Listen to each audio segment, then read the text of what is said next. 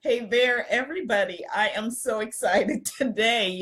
Every Monday at this time, I come to you live, and typically I'm using either a tablet most of the times or my cell phone a few of the times to come live to you. But today, I'm actually on my laptop.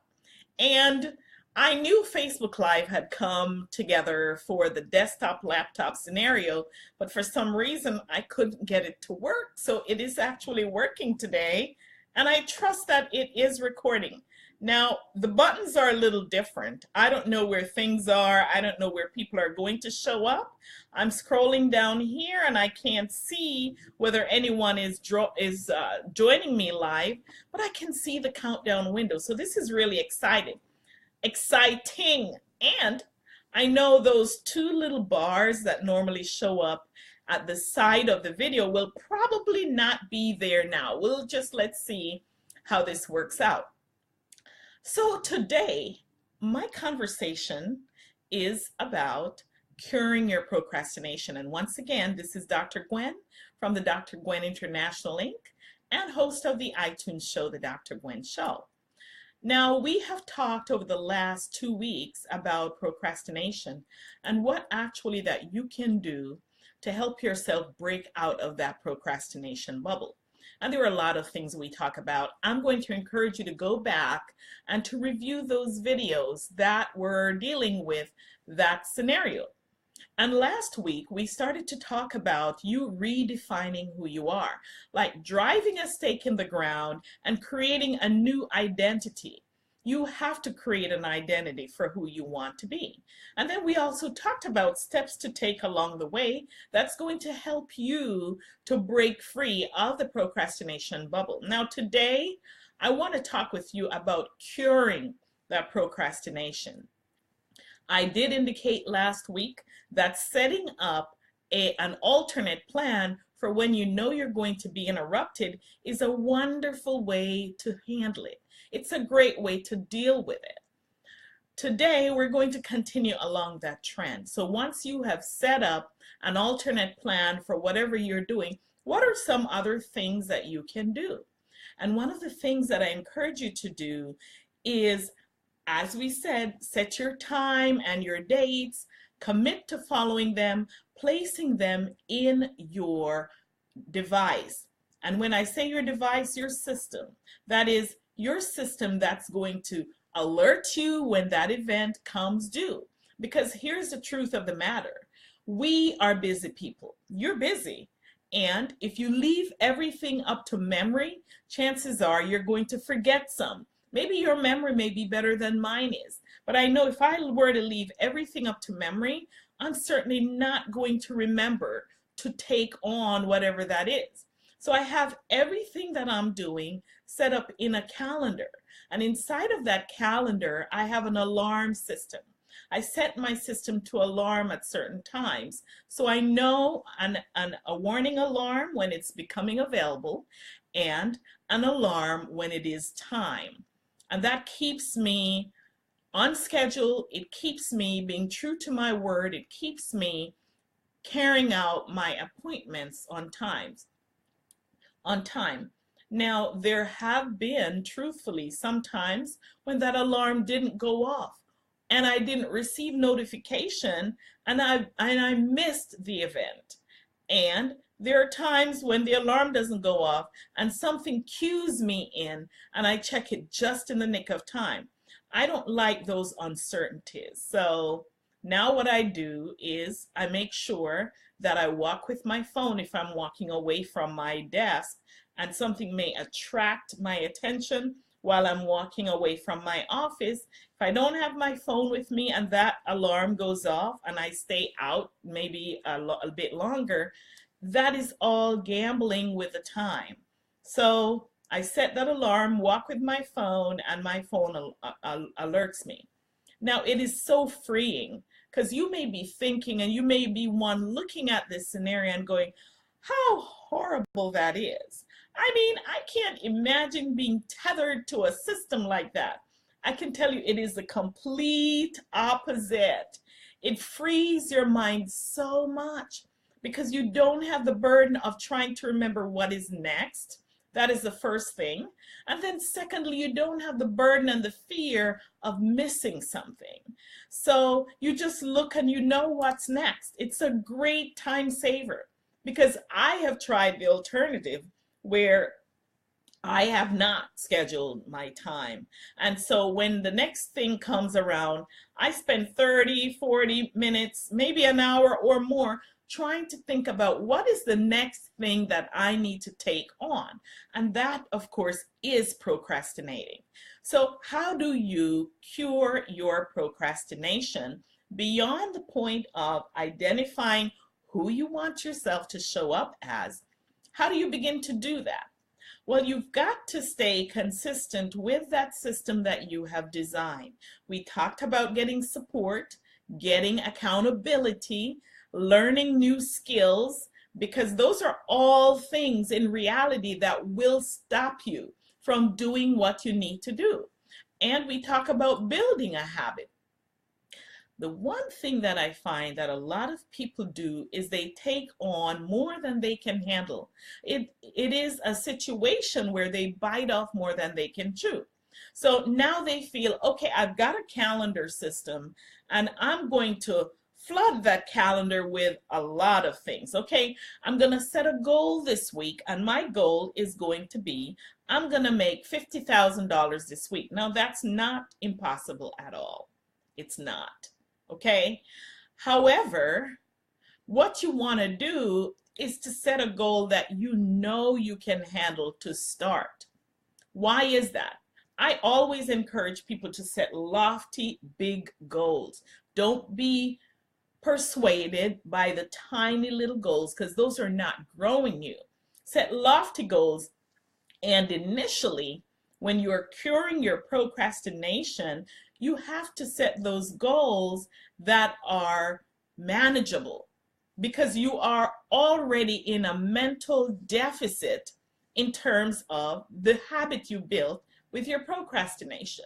You are not confident that you will be able to take on those things and accomplish it. So you have that mindset that is already fighting against what you're about. So what you want to do is to start with fewer expectations than you think you can accomplish. And then by doing that, when you accomplish that one thing, now there is another message sent to your subconscious mind about your ability to be successful in taking on and accomplishing something. Then the next time you set another hurdle, and the next time yet another hurdle. You might have heard me say this before. Decades ago, when I was training to become an educator, I had an amazing professor who taught us methodology. And that methodology in that class, what I learned was that when I am beginning instruction with a group of students, and my first assessment, the first test that I give to those students, need to be something easier than I think they can handle. Now, it's not because I'm watering down the curriculum. Trust me, my students knew that they had to work for their grades. And I was not going to be the one to hand them a grade on a platter, to hand them a participation grade that's going to count for their academic grade. Because in essence, that wouldn't help them when it came to the point of doing whatever the tests were or qualifying for those exams and passing those exams to get to where they need to get to. So they had to work for it. But by establishing that one principle of making that first exam something that most of the students could handle, that set up a psychological alert to the students to help them to know that they can feel confident in taking on the next task. And so in their subconscious mind, they will remember that first round of success, and the anxiety that they feel for the next test may not be as great as it would have been if they had flunked that first test. Well, so it is for you. When you're setting that goal, you want to set a goal that you know that you will accomplish. Make it be a goal of something that you've been putting off, but make it be a goal that you know beyond the shadow of a doubt that you can accomplish. And then go after it in steps, baby steps. Now, here's another way that you can cure your procrastination. You can cure your procrastination by setting up what I call visual cues.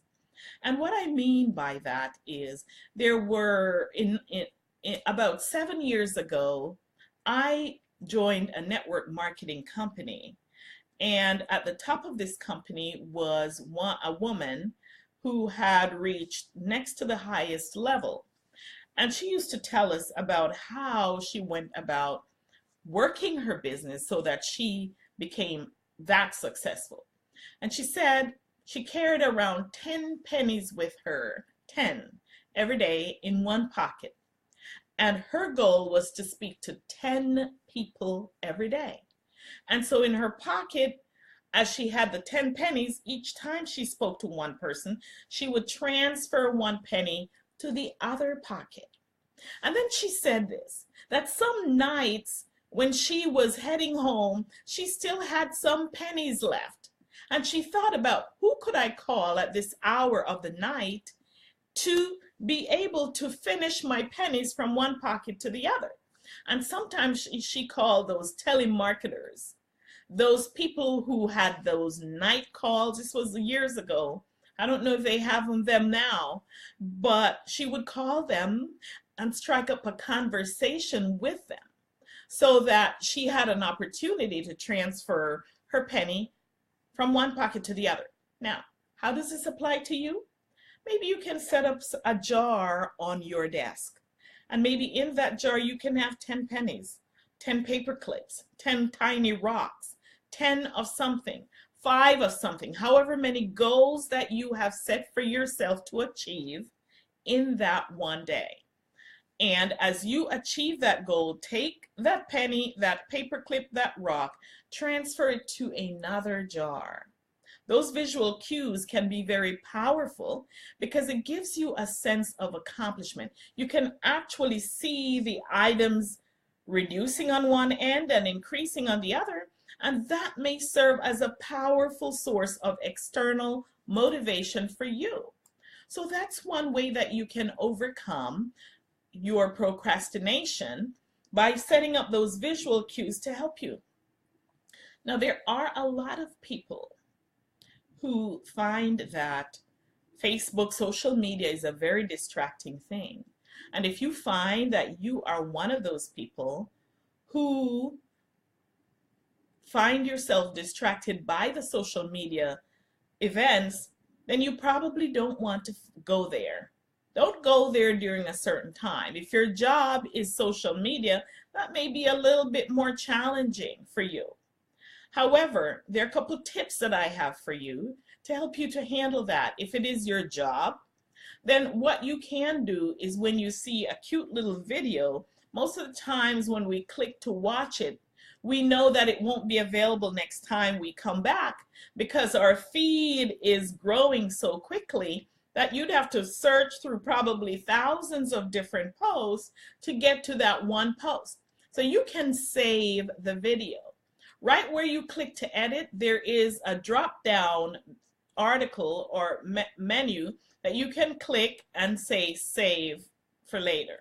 When you save that, to the left of your screen, there is a little save button. It's for your saved videos or your saved articles.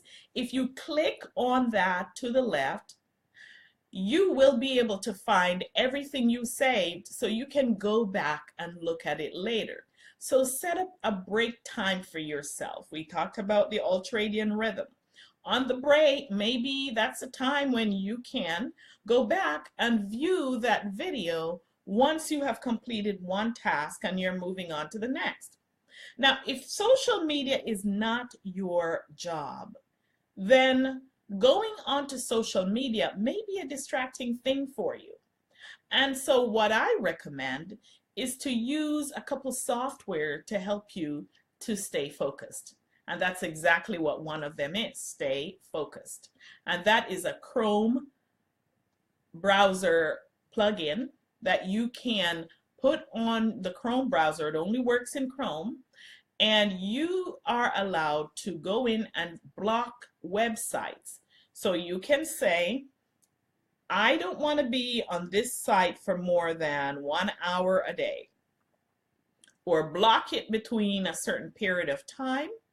And when you set that block, when you have used up that time period, you're not able to get back on that site till the next 24 hours. Okay, so you can do that. Another one is rescue time. And rescue time will help you to be able to get to what you are doing. It shows you a breakdown of the times you have spent on the various websites, so you are familiar with how you are using your time. I like to remind you what we're talking about. We're talking about curing that procrastination. Now, another thing that has helped me over the decades of my career as an executive leader, because you know, a lot of times there are quick things can come across your desk and people may be coming in your office. All kinds of things can happen to really cure your procrastination. If you're an executive, you have a secretary that you can ask to guard your time. So you will let your secretary know when a block of time is going to be available for you alone, your time, when you can get some solid work done and no phone calls, no visits or anything. You close your door and you're getting stuff done behind the doors during that time.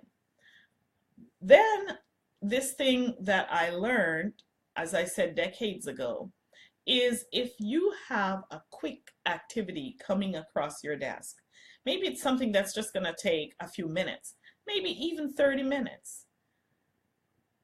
Stop what you're doing at a time when you can do it and handle it right away. Get it off of your plate.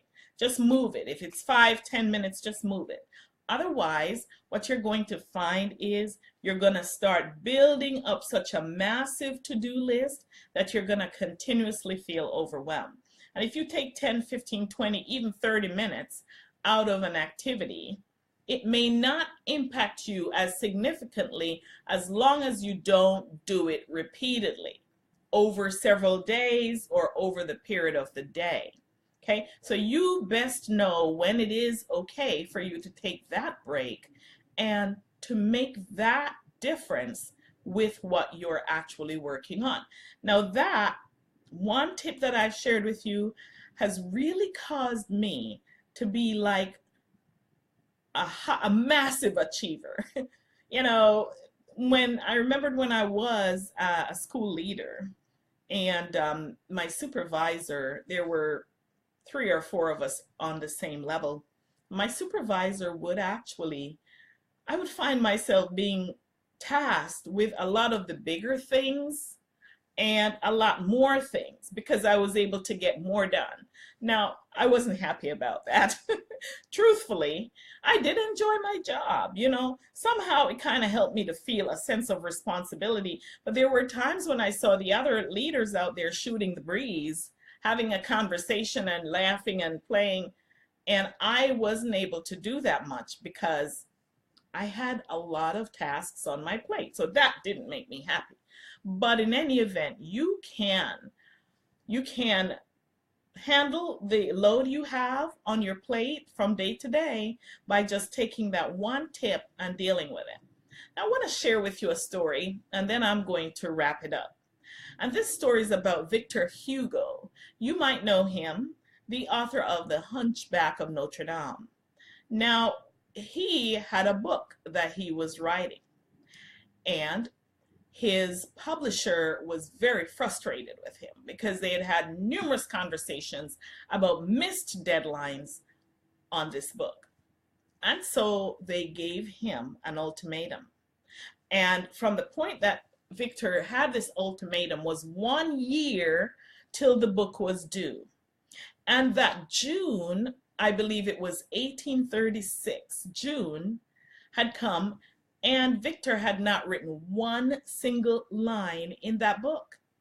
And now he had just 6 months left. The book was due February of the following year. He started to panic. And what he did was he set up a deterrent, which is something I encourage you to do, to set up a deterrent. Now, hear how interesting his was. What he spent his time doing was going out to parties, meeting with friends, having conversations and drinks here and there. And that took up all his time, 6 months. And he hadn't started to write the book. And he thought, oh my goodness, what am I going to do? I only have 6 months to write this book. And so he had a clever thought. He packed up all of his clothes and put them in a solid lockaway place where he wasn't able to access it. The only thing he had was an open robe on that he couldn't venture into public places with. And he wore that open robe stuff. Couldn't go outside. That was his deterrent. And he sat there, and Victor Hugo finished that book 1 month ahead of schedule. Isn't that fantastic?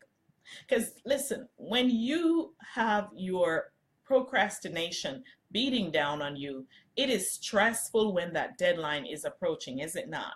And it's not a healthy place for you to be, because you are not feeling, your whole entire well-being is threatened. You're not feeling happy.